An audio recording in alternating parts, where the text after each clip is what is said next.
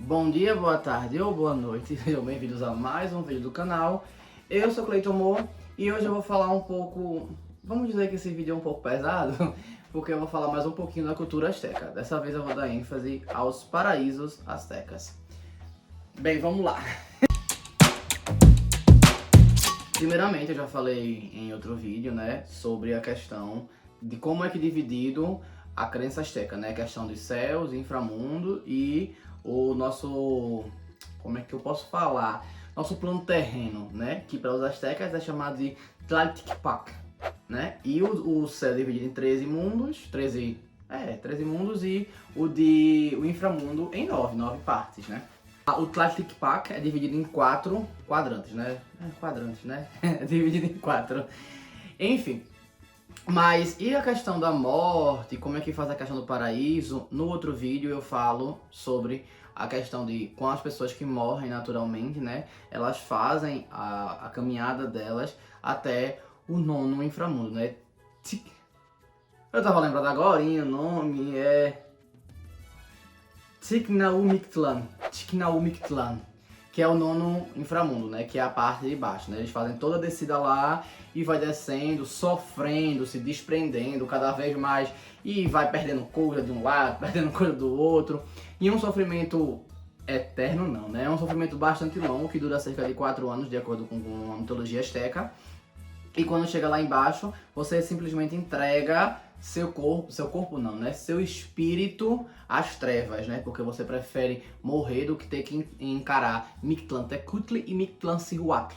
Eu cito que esse é o tipo de morte comum, né? Mas existem outros tipos de morte, como em guerras, em sacrifício, no parto e outras.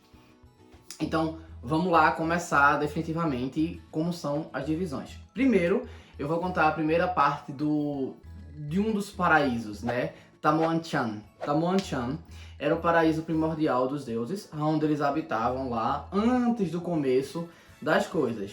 Fala-se que algumas divindades moravam lá, né? Dentre elas, Xochiquetzal, Tlazolteotli e Itzpapalotli, como as mulheres. E dos homens tinha Tezcatlipoca, Huitzlopotli, Huehueteotli e Quetzalcoatl, né? Eu acho que tem mais um. Não, só são 4 mesmo. São 4 homens e 3 mulheres, é isso. E habitavam lá e tinha uma árvore, que eu nunca lembro o nome dessa danada dessa árvore. Não tô lembrando agora. Mas enfim, que ela tinha a energia que vinha dos céus e a energia que vinha do que seria do inframundo. Antes de tudo estar dividido, né? Ela meio que representava ali a energia cósmica e a energia do inframundo e que elas, como é que eu posso falar? Elas circulavam ali juntas, mas não se misturavam. A parte de cima era representada como o sangue e a parte de baixo como a energia de riquezas, né? E essa árvore, ela não poderia ser bulinada, vamos dizer assim. Ela não poderia ser interferida, ela não poderia receber interferência. Só que aí, algumas divindades falam que até Xochiquetzal, acho que é Xochiquetzal, estimula os deuses a mexerem e colherem as flores dessa árvore. E aí, quando fazem isso, o Deus Supremo, né, Ometeotli, né, que é dividido em Ometehuatli e Ometecuhtli, né, porque ele é ao mesmo tempo homem e mulher, né, ele se sente mal porque na hora que elas colhem essas flores, a árvore quebra, as energias se misturam e aí o tempo começa a andar. E aí por causa disso, essas divindades são expulsas desse paraíso, e a partir desse momento, como o tempo começa a andar, o Meteotro dá às divindades e também aos seres que essas divindades vão produzir, que no caso são os homens, né? Mais pra frente são as humanidades, enfim.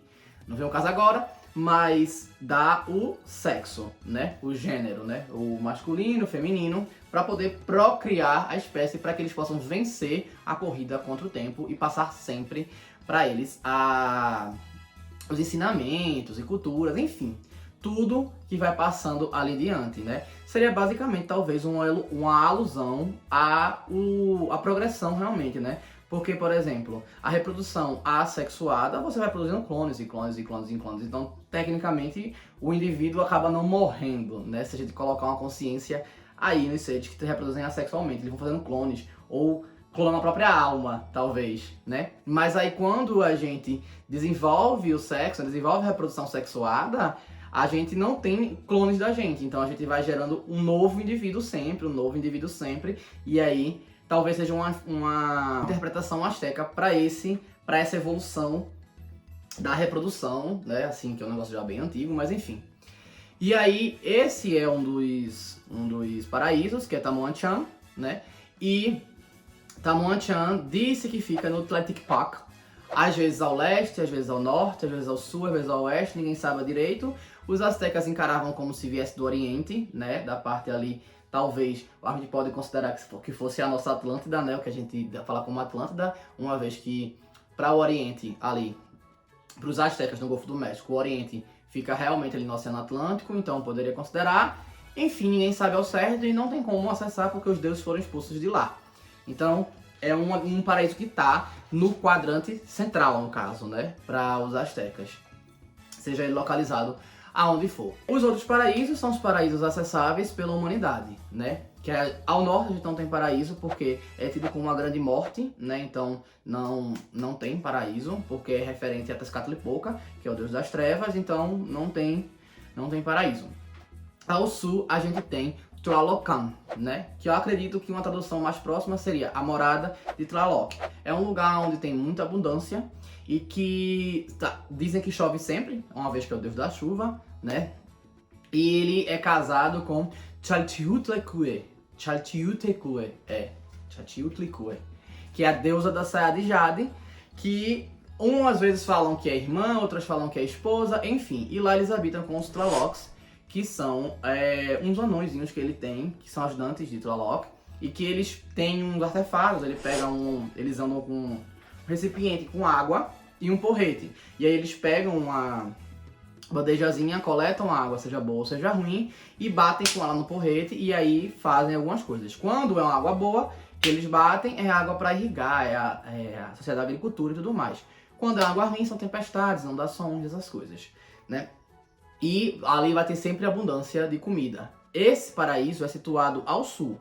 E para você acessar esse paraíso, as mortes têm que ser mortes dos reumáticos,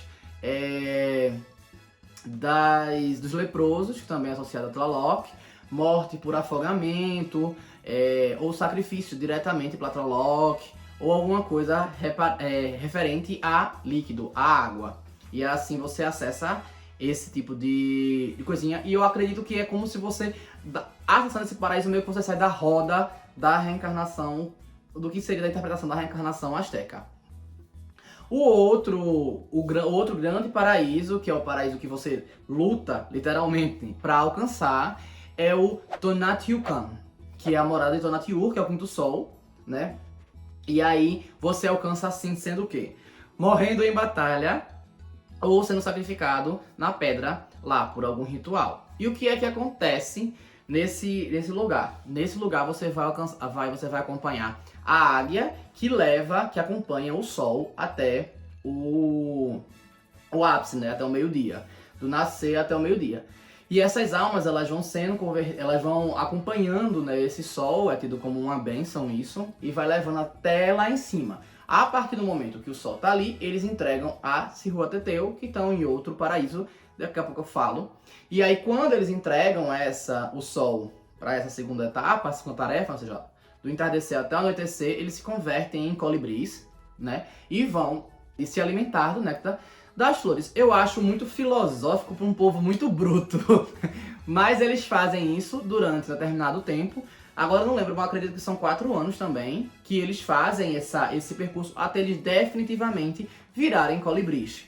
Eles virarem colibris para sempre. Então, tipo, é como se fosse uma grande bênção para eles, porque eles viram colibris, aí voltam para lá, faz esse caminho de novo, e volta, e volta, e volta, até definitivamente virarem colibris. Acredito que seja uma associação aí ao Huitzilopochtli, que é o colibri esquerdo, né? É como se se aproximassem eles da divindade, talvez uma interpretação metafórica para um novo nível espiritual, né? E aí, esse fica situado, no caso, ao leste, esse paraíso. O paraíso do oeste, né, Sicalco, que é o lugar das mulheres, ou Sincali, o lugar do milho, ou Cihuatlampa, que é a morada das mulheres, é uma coisa assim. Ele tem esses 3 nomes, ele fica a oeste e ele recebe as mulheres que morrem no parto. Essas mulheres, assim que morrem, elas passam 4 dias para alcançarem esse paraíso. Elas passam 4 dias para alcançar esse paraíso. E o corpo delas tem que ser velado, tem que ser protegido pela família. Por quê? Qualquer jovem guerreiro, ele pode tentar invadir a casa ou recinto onde esteja o corpo dessa mulher, né, que não pode passar pelos rituais fúnebres até esse 4º dia, e pode ter alguma parte do corpo arrancada, seja um braço, um dedo, uma perna, alguma coisa, e ser usado como amuleto. Tá certo isso? Porque eles acreditavam que isso trazia sorte na batalha. Eu não ouvi o que eu ouvi? Trazia sorte na batalha. Então, né, é meio complicado. E por 4 dias ele tem que ser velado para poder a mulher chegar lá. E quando ela chega, ela vira o quê? Ela vira uma criatura mágica meio que diabólica, a Sirua Teteu, né? Que elas vão acompanhar o sol do momento que ele tá a pino até o anoitecer, só que a partir do momento que elas entregam o anoitecer, né, o pôr do sol, elas viram as vampiras astecas. Elas são uns espíritos vampirescos. Elas estão em um dos vídeos que eu já fiz sobre criaturas tenebrosas. E elas atormentam durante a noite os desertos e coisa do tipo. Elas chegam a atormentar crianças e matar crianças por causa disso, porque morreram de parto. Às vezes elas matam comerciantes também nessa transição do deserto. E os comerciantes, eles são encarados como guerreiros, porque eles estavam na sua atividade, né, no seu ofício. Morreram no seu ofício e no ofício que os astecas consideravam importante. Então eles vão para o Tonatiuhcan, né? E elas podem matar também. E diz que de 52 em 52 anos, que é a virada de século para os astecas, elas voltam para ver seus filhos. Só que aí, como elas aparecem com a aparência, né, tenebrosa, agora os então homens e mulheres, né, se assustam com isso e correm assustados, deixando elas tristes e às vezes até despertando a ira delas, né? E aí é esse ciclo. Os espanhóis converteram elas como lloronas e que fazem parte da cultura mexicana, né? E, enfim, como eu já falei, os 4 paraísos, né, um deles é inacessível. O do norte não existe, como eu falei, porque é ligado a Tezcatlipoca e ele é ligado às trevas. A outra morte normal é essa morte que vai descer até o Chicnaur-Mictlán, que é o 9º, e que existe a história de que ali você retorna a uma semente, que é Xinachtli, o nome é Xinachtli. Você retorna a semente, essa semente é entregue a Tlaloc, é preservada em Tlalocan, já que é um lugar de abundância, né? Tem muitas árvores e tal, então faz sentido realmente. E ali, quando você coloca a semente, até a semente estar pronta para nascer, o que a gente pode encarar como a parte descida até o inframundo como um desprendimento das coisas materiais, o preparo em Tlalocan como um preparo para uma reencarnação, e a partir do momento que está ali pronto, ele vai descer para o Tlaltikpak. Só que quando ele desce para o Tlaltikpak, né, que é o plano terreno, ele recebe as 2 energias, tanto a celeste, que é a que ele já vem, né, depois da purificação que ele passou, tanto no Tonatiuh-Mictlán quanto no Tlalocan, né? Ele também recebe as próprias energias terrenas, né? Ele volta a ser atingido pelo tempo, obviamente ele vai ter o sexo, entre outras coisas. E aí existe sempre um dilema, existe o dilema asteca de que eu posso ignorar as do inframundo e viver para minha parte só celeste e conseguir abolir disso, mas ao mesmo tempo isso é meio que uma afronta aos deuses, então fica num eterno paradoxo ali de como associar. Falasse que em Tamuachan também tem outra árvore, que agora também não estou lembrando o nome, mas eu vou pedir para colocar aqui. E que quando os bebês morrem, eles vão para lá, se alimentam do leite que essa árvore produz, até que eles estejam prontos para voltarem diretamente para o Tlaltikpak. Essa é uma das referências diretas à reencarnação que os astecas faziam. Bem, com isso eu já falei dos tipos de mortes e dos paraísos. Eu espero que tenham gostado. Eu quero trazer sempre um pouquinho de uma cultura, de coisas culturais, de culturas diferentes e povos originários, que eu acho bem interessante. E é isso, eu espero que tenham gostado. Então curtam, comentem, compartilhem, se inscrevam no canal. E se não souberem o que escrever, escrevam Tamuachan nos comentários. Valeu!